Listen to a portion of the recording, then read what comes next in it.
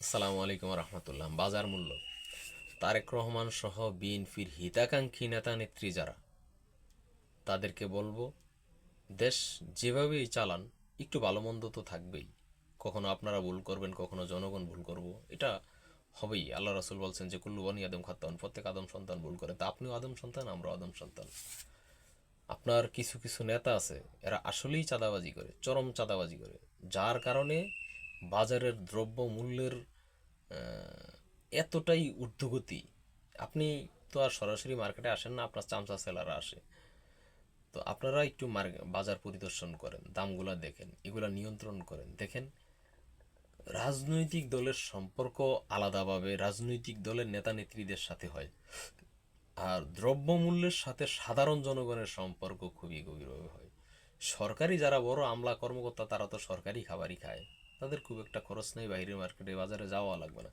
কিন্তু সাধারণ মানুষ যারা নিজের শ্রমের টাকা দিয়ে বাজার করে, স্বাভাবিকভাবে চলাফেরা করে, এদের সংখ্যা খুব বেশি। এমনও, আপনি তো ওই বিএনপি করেন, আওয়ামী লীগ করেন, জাতীয় পার্টি করেন, জামাত করেন, হেফাজত খেলাফত, যেই দলই করেন, প্রত্যেক দলের সাধারণ কিছু মানুষ আছে, প্রত্যেক দলের সাধারণ কিছু মানুষ আছে।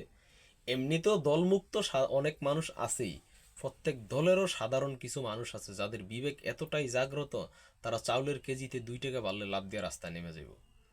আপনারে যে সে পছন্দ করে, আপনি যে তার সরকার, এটা সে বুঝে না, এটা বুঝবেও না।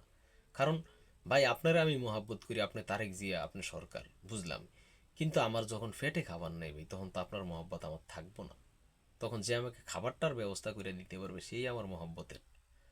তো এই আপনারা যারা বাজার নিয়ন্ত্রণ করার দায়িত্ব যাদেরকে দিছেন, এদেরকে হয়তো পরিবর্তন করেন, নতুবা সাবধান করেন, সতর্ক করেন এবং নিজেরা তদারকি করেন। বিভিন্ন জায়গায় একটা কাঁচা সবজি ময়মনসিংহের থেকে ঢাকায় একটা আরদে এসে ফসতে ফসতে 4টা 5টা 8টা 10টা জায়গায় চাঁদা দেওয়া লাগে। এরপরে আরদেরটা তো আছেই। তো এইভাবে করতে করতে দ্রব্যমূল্যের মানে দাম এত ঊর্ধ্বমুখী হয়ে গেছে যে মানুষের নাগালের বাইরে চলে যেতে, মানুষ হিমশিম খেয়ে যাইতেছে। তো মানুষ যদি দ্রব্যমূল্যের দাম নিয়ন্ত্রণে না পায়, সারাদিনে 200 টাকা ইনকাম করলে যদি এ, চাল কিনতেই 200 টাকা লাগিয়ে যায়, সবজি যদি না কিনতে পারে, এই মানুষ কিন্তু রাস্তায় নেমে যাবে। এই মানুষ যখন রাস্তায় নেমে যাবে, তখন তিনি চরম বিপদে পড়ে যাবেন। আম জনতা ঠিক রাখেন, বিরোধী দল যা হয় হোক, সাধারণ জনগণ ঠিক রাখেন। সাধারণ জনগণ ঠিক রাখার জন্য বাজারের নিয়ন্ত্রক এমন কারো হাতে দেন, যারা আল্লাহরে ভয় করে, আপনারে ভয় করে, পুলিশরে ভয় করে, দিয়ে লাভ হইব না। কারণ পুলিশ ভয় করে, পুলিশ চলে গেলে তো আবার আকাম করবই। কিন্তু আল্লাহরে যে ভয় করে, সে সবসময় আল্লাহরে ভয় করব।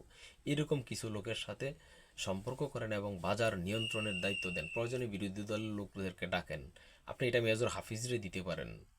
তারপরে নোয়াখালীর কি একটা ভাই আছে, আশরাফ নিজাম, ওই বাইরে দিতে পারেন, ভাইটা খুব ভালো। স্পিকার, ডেপুটি স্পিকারও দিতে পারেন, ইনিও লোক ভালো। আপনার এইসব দায়িত্ব বাইরের থেকে কিছু লোক নিয়ে দেন না, মাহমুদুর রহমানরে দেন না, এরা নিয়ন্ত্রণ করতে পারবো। তো এদেরকে দিয়ে যদি বাজার নিয়ন্ত্রণে আনতে না পারেন, তাহলে কিন্তু আপনি চরম বিপাকে পড়বেন। মানুষ আপনাদের চরম বিরুদ্ধে চলে যাব, রাজপথে নেমে যাব। রাজপথে যখন নামবো, তখন তৃতীয় শক্তি সুযোগ পাইব, তারা সুযোগ নিব, তারা সুযোগ নিব, জ্বালাও পোড়াও করব। আর এর সব দায় দায়িত্ব কিন্তু আপনারা নিতে হইব।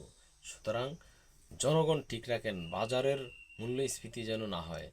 আপনার মূল্যর মানে পণ্যের দাম যেন এমন নিয়ন্ত্রণে থাকে, সাধারণ জনগণ ক্রয় করতে পারে, বিক্রয় করতে পারে। নতুবা আপনাদের সামনে চরম ভোগান্তি আছে, এবং এই ভোগান্তি বিরোধী দল করবে না, অন্য সাধারণ জনগণ করবে না। এই ভোগান্তিতে ফেলবে আপনাকে আপনাদের দলের রাশেদের মতো, নুরুর মতো চাটা ফিলিয়াররা। খুব সতর্ক সাবধান থাকবেন।